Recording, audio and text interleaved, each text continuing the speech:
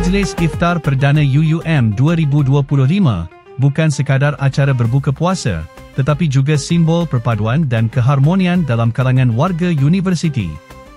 Acara ini bertujuan mengeratkan silaturahim serta menyemarakan semangat Ramadan di kalangan mahasiswa dan staf. Naib Chancellor UUM, Profesor Dato Dr. Muhammad Fuad Sakdan, menyeru warga kampus untuk terus memanfaatkan bulan yang mulia ini dengan memperbanyakkan ibadah dan memperkukuhkan hubungan sesama insan.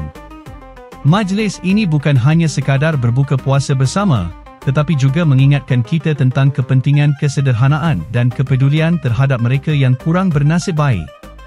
Sebagai sebahagian daripada program Ihya Ramadan kali ini, Bank Islam Malaysia Berhad turut menyampaikan sumbangan wang tunai RM50,000 Malaysia kepada UUM untuk diserahkan kepada pelajar yang memerlukan. Pihak alumni UUM telah menaja sumbangan sebanyak RM10,000 Malaysia sempena Ramadan kali ini. Bantuan dana infak pelajar juga disampaikan kepada pelajar yang kurang berkemampuan. Tahun ini juga, pihak JAKIL sekali lagi menaja tajaan pakaian kepada Rumah Anak-anak Yatim Universiti Utara Malaysia. Semoga Ramadan kali ini membawa keberkatan dan memberi kekuatan kepada seluruh warga UUM untuk terus berusaha menjadikan universiti ini sebagai institusi ilmu yang unggul dalam akademik, pembentukan sasiah, dan nilai spiritual.